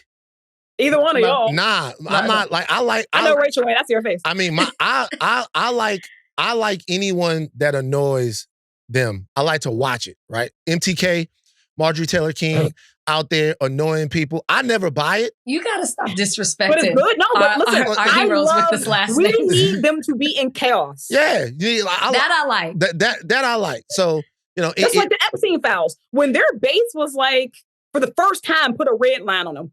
People always ask us, well, what can we do? You can put a parameter on them. With the little Epstein files, they put a parameter on them. Like Trump thought that he would be able to just do and say whatever, and they didn't stop thinking about it. And then Marjorie and all these other people had to start to be a little bit more responsive. We like the chaos. Yeah. We like them to have some pressure. They should have pressure. Speaking of the Epstein files. I'm for the chaos but like, stop coming over here. Just, I want her to be loud. I want her to be chaotic. I want her to do all of that. Do that in your face. Don't come over here. That's what I always tell the race warriors. I'm like, you don't got to come over here. Go be uncomfortable in your space. And I'll be uncomfortable in mine. Right. Speaking of Epstein files, government's open. Swear in and get it done. I know Rose all over that. Yeah, that's because that's Rose Bill. God bless Rose Bill. That is his bill. It is a good one. We need it. Mm-hmm. And I think that the discharge petition is, first of all, we clearly were not in Congress because that man did not want that discharge petition to come out. Right. the thing about it is that the discharge petition gives us the not just appearance, but the reality of a majoritarian view. It says that even in a Republican majority, that the majority of people in this body want this to happen. It gives you a little bit more credibility and legitimacy. But also, the reality is that my subpoena is already legally binding. The DOJ is already compelled to turn over the full unredacted files of Epstein and his crimes and everyone who's involved. They have been stalling, right? They've been stalling. And of course, the government shutdown was yet another excuse for them to slow walk it. But they're actually already compelled to do it. With this, like the discharge petition is asking for them to release it to the full body, to the House. Our subpoena is actually a quicker way of doing it. Because with the discharge petition, again, we need it. It is the way that we do things. So when you get to 18, the tradition is, the custom is that comes to a floor vote. Right. It is the way that even in a minority, you have the right to work to get something to the floor, and the speaker should honor that. That would still need to go to the Senate and to the White House. We all know that Donald Trump ain't signing it. Right. So we want that. We want to put pressure on that. And Roe has been leading that with Tom Massey. But we also, as an electorate, need to put that pressure that my subpoena is legally binding, and we want to see those files because they are already due us. You're absolutely right. You do it passing in the House. You just want to put the position. Yes. You want to put the Senate and the president in a position to say no, so that people know who's protected. And to show the country, like, look, this is Dems and Republicans. Right. This isn't just a subpoena that passed through, like in our case, right? A small subcommittee. This had the full force of the whole body. The whole body wants this. So that is really important. Summerlee, thank you. Oh, you got another question, Rach? No, I was just going to say before we let you go, tell us what else it is that you're working on, what you want us to be paying attention to, all the things where people can follow you, support you, and everything that you're doing. Thank you. No, I think we touched. We got to we got to take care of our people. We got to make sure that, we're up to the fight for authoritarianism every day. That's not going to take place just in the government, but in there, we will be doing it too. This money and politics thing is major. I think that just everybody who feels like government doesn't meet their needs, this is one of the big impediments for us. So we want to just shout from the mountaintops how our government actually works. It's important. People got to know how things work so that we can end it, so that we can change it. So that's why we've been focusing just relentlessly on this money and politics piece. And we'll be still, fighting to get these files. That's what we have coming up. But let's see what happens today. With the vote. All right, we'll see. Summerlee, thank you for joining us on Higher Learning. Thank you. Thanks for having me. Great conversation. All right, I thought she was fantastic. I thought she was great. Oh, she was great. We'll have to have her on. Like, she gets me excited. It's like, that's why I asked her the question about, like, give me something positive about the Democrats, because it's like, I want to hear, oh, shut up, Van. I want to hear, I know that she's from a small group. It's not the majority, but I like to hear that there's unity with them, and I like to hear what they're doing, and there's something positive that I can get down with. I like the young peoples of the Democrats, Maxwell Frost, Summerlee. I like the new voices that are coming out there for the Democrats. I'm fucking with it. One of those new voices. Donnie? Yeah. According to Axios, James Talarico, the Texas Democrat running for Senate, who has put his faith at the forefront of his campaign. According to Axios, he follows several adult film performers, escorts, and OnlyFans models on Instagram. Van, have at it. This could not have been a more, like, when you saw this story, I want to know what your thoughts were. I wanted to know what you felt, because this is a story that only you can fully be, like, this resonates with you so deeply. True. Facts. I saw it and I said, Van's going to have a field day with this one. I immediately donated to him.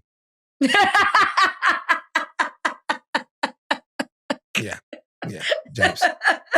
I could see it, by the way. I saw it. No, you didn't. I saw it, man.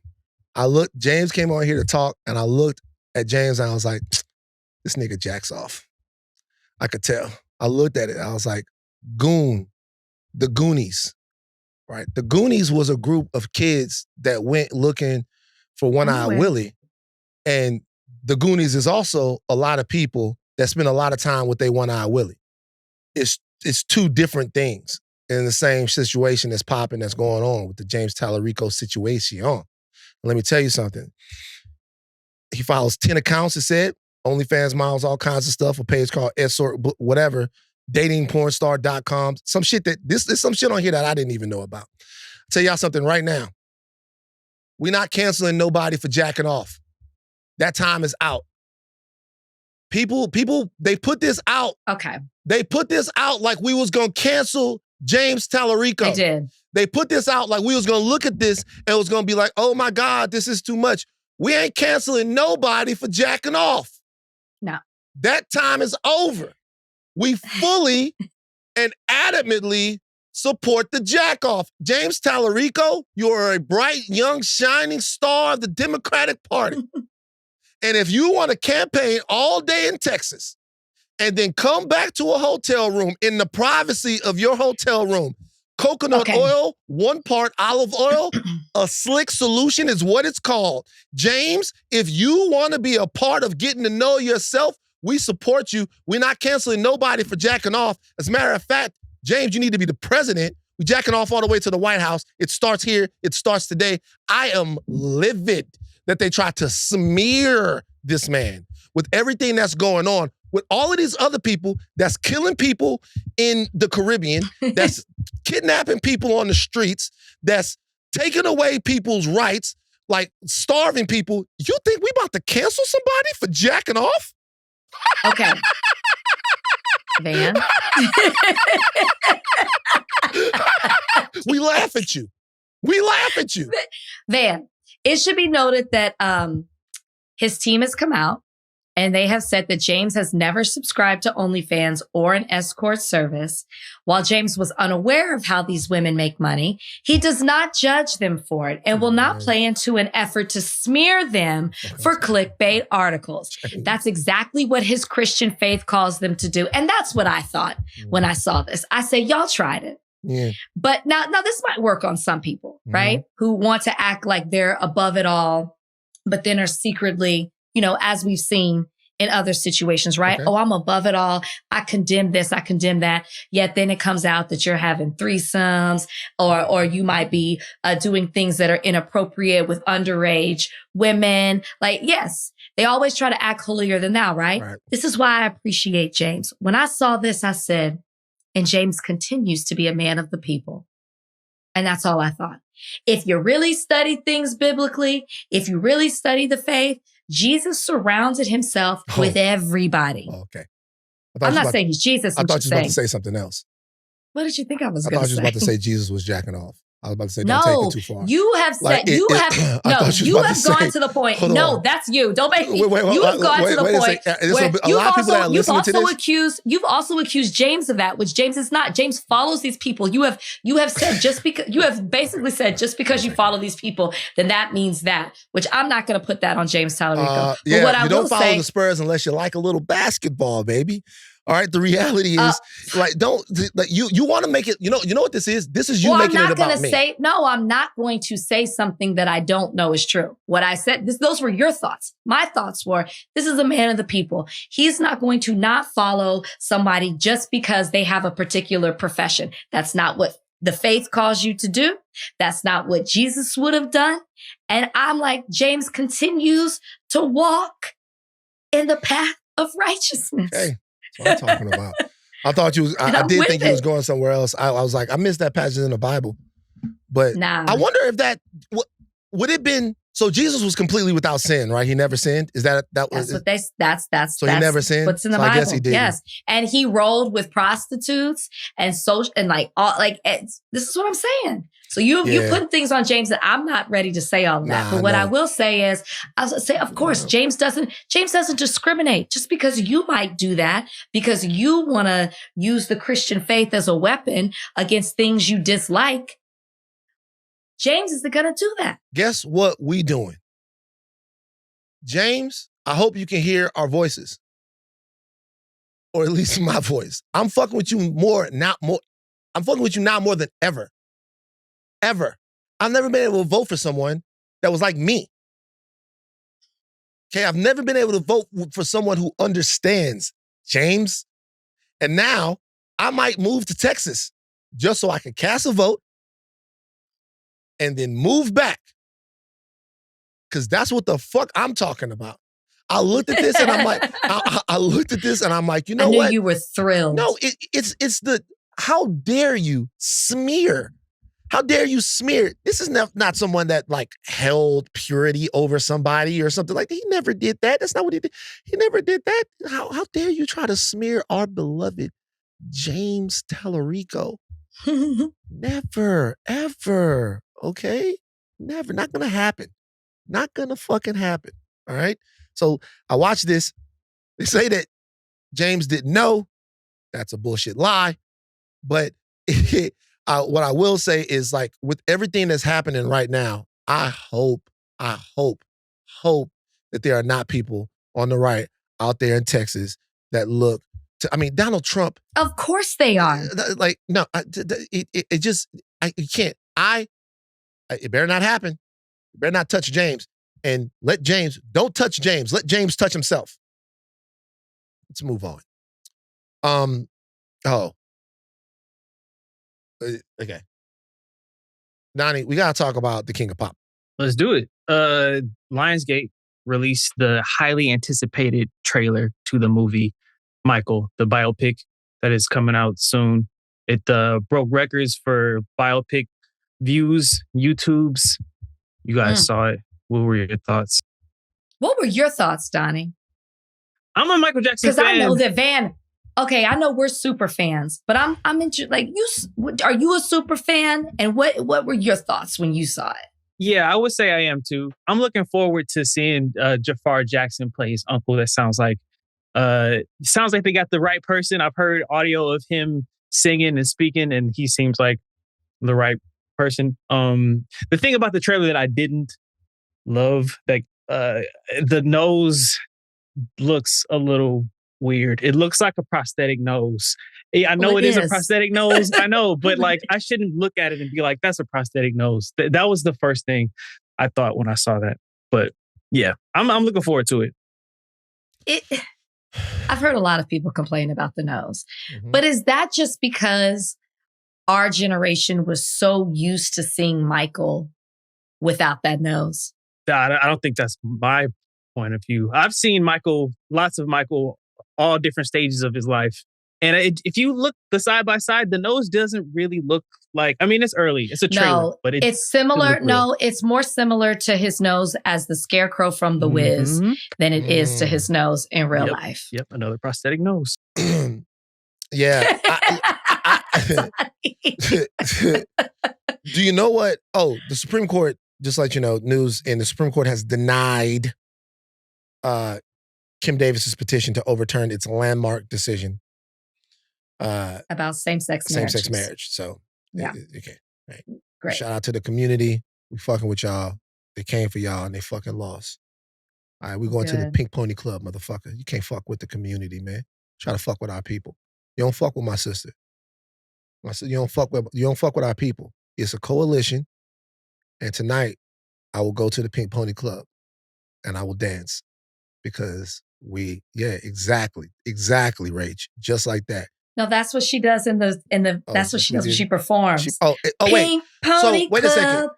She's performing at the Pink. I've never seen the video. So she performs at the Pink Pony Club because she says. I've seen the live performance. I don't know. I haven't seen the video, but when she did the live performance, that's what she was doing. Is the song about her performing at the Pink Pony Club or dancing at the Pink Pony Club? Is she going to the Pink Pony Club to have fun, or is she? No, I think she says I'm on the stage at the Pink Pony Club. She's performing for them, the Pink Pony Club. Anyway, shout out to them.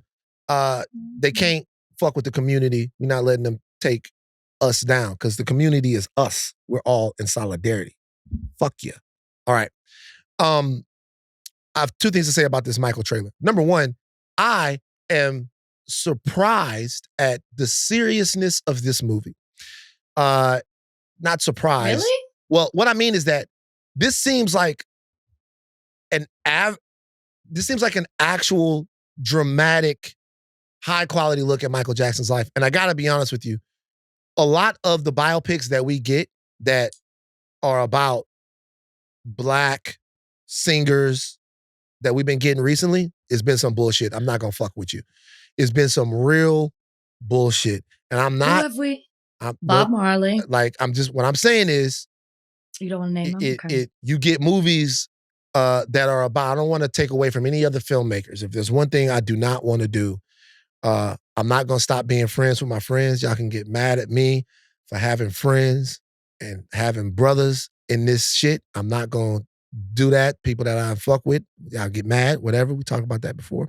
But I'm also not going to talk down on these other filmmakers that's trying to make these terrible Black musician biopics, these movies that have been coming out. They've been bad, okay? They've been bad, and they've been making some of our Black musical legends look terrible in the movies. Not calling out any movies because everybody wants to make their movie and nobody's trying to make a bad movie. I look at this film and it looks, it's got Antoine Fuqua directing it. Incredible talent. The movie looks like a serious, artistically elevated look into Michael Jackson's life. Now, I do have questions.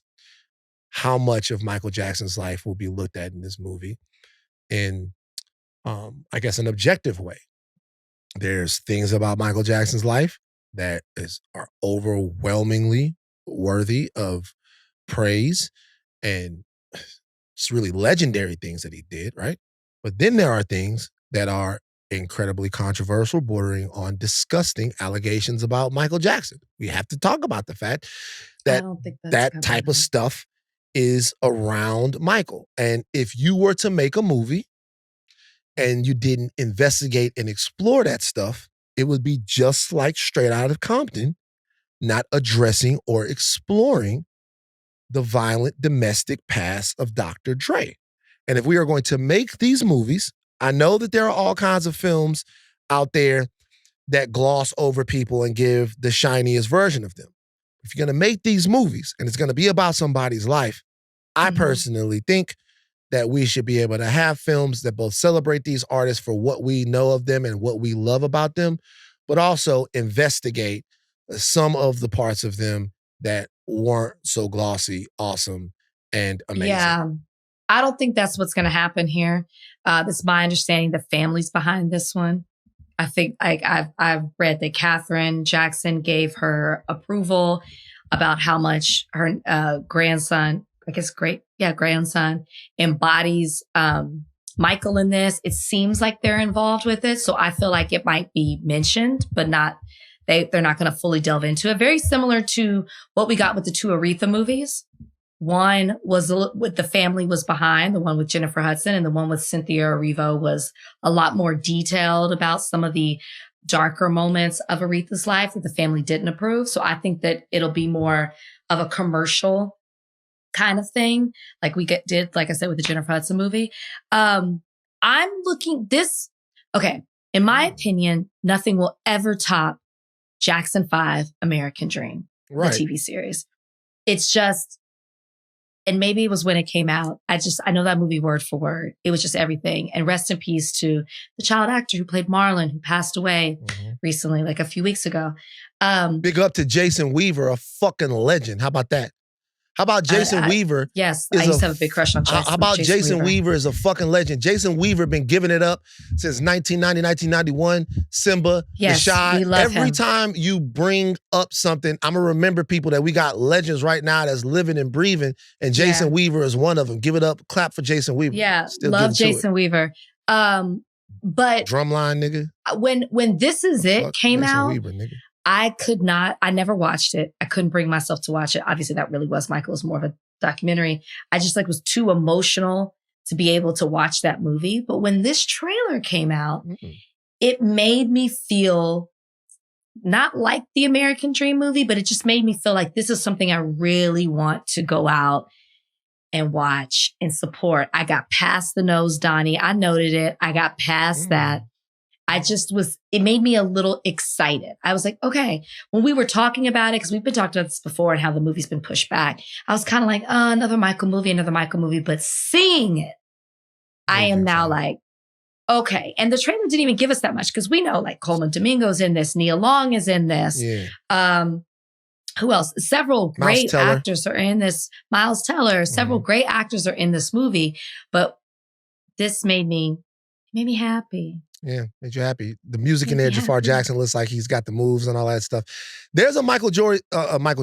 There's a Michael Jackson story that I would love to do as a movie, but it's more so the story of how Michael Jackson got the Beatles catalog is a whirlwind story. It's actually a story that you could write and You produce should do it. to where Michael Jackson is not even in the movie. You just kind of see him, almost like they did Air, where you don't with actually see Jordan. Michael Jordan. Like Yeah. the story of how Michael Jackson actually got the Beatles catalog and ATV and all of that stuff, like that story of just business and the savvy of Michael Jackson is just such a fantastic and interesting story. Also, like why Michael Jackson had to go down and do concerts in Australia like every year. All of that's a part of it. Like it all of that stuff would be You should tell fucking that story. awesome. It's a fucking awesome story. Something else about this that was interesting. I feel like I got a new op. Who, man? And maybe not an op, Okay. because I don't know this man. But there was something that I saw a while ago that got on my nerves. And now it's gone even further. Okay. So some time ago, there was a video of a Michael Jackson impersonator. This guy's name is Fabio Jackson. And he was walking around what looked like Las Vegas. And he stopped to watch another Michael Jackson impersonator dance. Donnie, put it up. And he stopped as if he was Michael Jackson. It's fine. He crosses his arms. Yeah. He nods his head in approval. It's the way Michael Jackson would look at someone else that was being Michael Jackson. And I watched it. At first, I laughed. And then I was like, yo, this motherfucker feels like he's Michael Jackson. 100%. Now, this guy, Fabio Jackson, he watched the trailer to the Michael movie. And we're going to put it in right now. Oh, daddy. And him watching the trailer, Donnie, you could run it actually without any audio. Him watching the trailer, if you look at it right now, he looks annoyed. He looks none too pleased at what he sees as the only thing I can believe is he looks at it as the story of him. What they're doing to his life story. Yeah. He's looking at it. You can tell he's pissed off. He doesn't like what he sees when he's watching the Michael Jackson trailer. Not only is he pissed off, he seems displeased. Right. He seems like, no, like it's not up to par. Like this isn't the way he would have done it. I mean, he's really... Look at him. Look. He's a case study, to be honest with you. And by the way, he did this just so we could see that he wasn't fucking with it. No, 100%. But it's almost as if when he's taking it in, he's like, well, when I was on the stage in 1983 and did the Moonwalker for the first time. You know what I mean? Like, that's like the thought almost that's going through his mind as he's watching this. Like, well, that's not how it really happened when I was there. So that's not how Quincy sounded. That's not how Quincy looked. Quincy didn't say, your feet. That's not what he said. That's not, he's looking as if he was there with Quincy and Quincy didn't give it up right. He also came back and he described, because people got on his ass about this, right? People were like, yo, what are you doing between relax with you taking over as if you're Michael? And then he responded. Donnie, play his response to people criticizing his response to the trailer. Exactly. I didn't say anything. So this is about my reaction to the Michael biopic. And it kind of seems surprising to me that so many people didn't know who was going to play the main role. I knew this 2 years ago, and so did everybody. Like, if you didn't know, then you were living under a rock. It's hard to say anything at the present moment, because all we got was glimpses. All we got was silhouettes. All we got was short shots, you know, and all we got was bouquet effect, you know. It's not enough to say anything. But I will be saying that the best part, as you saw my reaction, was when I heard the voice. When I heard it, then that's when it became real to me. And it was like, whoa, something could be very potential here. And it was when Jafar said, Q, can you turn down the lights, please? That was the best part, I thought. And then you can see my reaction. I'm sorry if I don't react like your Cut this nigga casual, off. normal. Hold on for a second. I can't do it. So Fabio was born in Portugal. He moved to London at 10. And he became a Michael Jackson impersonator. Obviously, you can look at him and see that maybe he's had some work done to look more like Michael Jackson. Look, bruh, this is so indicative of the time that we live in, man. This is such a contemporary thing. We don't have no actual Michael Jacksons. All we have are people who think they Michael Jackson. It's so spot on. No Tupacs, just people that feel like they Tupac. Like no MLKs, just people doing the MLK voice. Nigga, you not Michael Jackson, bro. What's wrong with you, dog? Like, what's gotten into y'all? Y'all crazy, man. Bro, you not Michael Jackson, bro. What gives you, why? That's actually Michael Jackson's nephew for real. That's playing Michael Jackson. If this was Miles Frost, if y'all don't know who Miles Frost is, Miles Frost played Michael Jackson on Broadway. I met him at the Brooklyn Chop House. He was introduced to me by Dapper Dan. This is a true story. Like, I met him at the Brooklyn Chop House in New York back in the day. Watch him. He the man. He the man on Broadway, Michael Jackson. Let's say Miles Frost looked at Mike and was like, I would have done this different. I would respect it coming from him because of the heights he's reached playing Michael Jackson. Fabio Jackson, I can't respect what you got going on, bro. I can't respect it, dog. I can't respect you doing this, man. No, because have you seen him dance? Nah. He can't. Wait, nah, fuck that shit. And I'm not even doing a diss. No. He actually cannot dance. No. Go to his Instagram or his TikTok.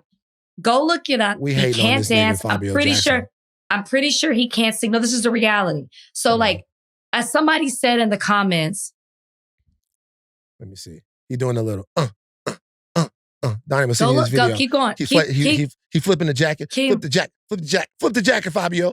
Fabio, flip that motherfucking jacket. Oh, this nigga to flip the jacket. He can't dance. Hold on. Let's see. That looked all right. Let's see. Now he doing, I'm not gonna lie, this nigga do look like Michael Jackson though. He looks just like Michael Jackson. Now he's doing the Thriller. Man, Fabio, hit that tick. Oh shit. Don't fuck. Fabio. He can't fuck dance. Him up. Fuck him up, Fabio. He can't dance. There's no. Fabio, fuck him up. There you go, Fabio. Fuck him up. Oh man, have I changed? No.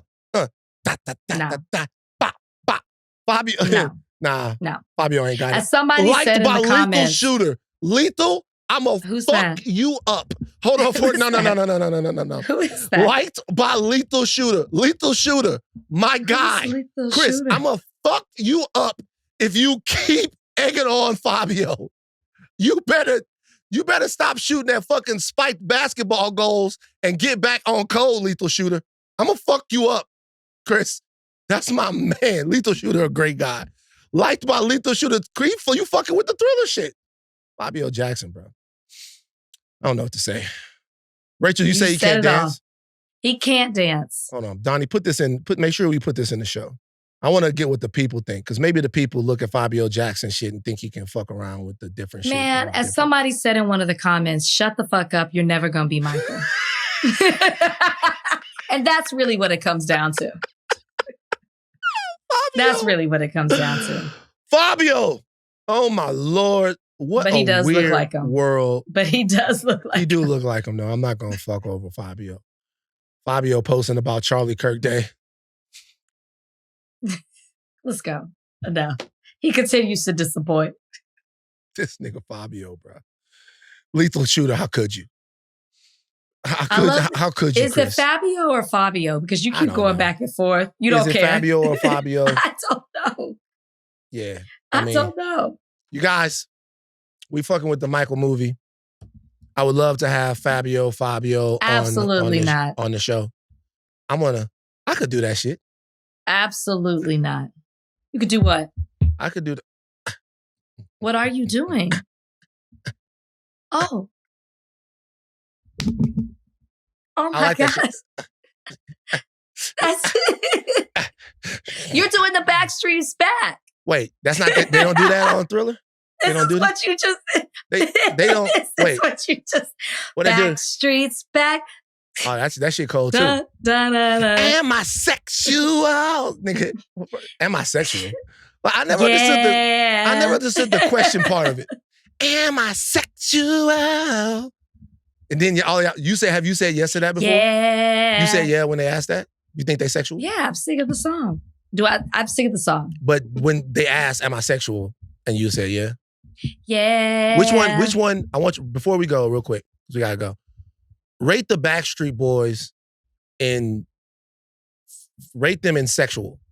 Because they say, am I sexual? And you agree. Okay. So rate them in sexual. Who's sexual? Sexual to non-sexual. Okay. Kevin? All right, Donnie, as she does this, put the faces up. Kevin, number 1, sexual. Number 2, okay. Kevin. 3, Kevin. 4, Kevin. 5. Can you fucking do the thing? There's nobody else. There's nobody else. It is just Kevin. Can I tell you something? It's just Kevin. Kevin looks like somebody. No, he doesn't. Take your thinking caps off and do not stop learning. He looks like some. All right, nigga. Take your thinking caps off, but do not stop learning. I am Van Lathan Jr. He does. I'm Rachel Lynn Lindsay. As if there was a black choice. Bye, guys.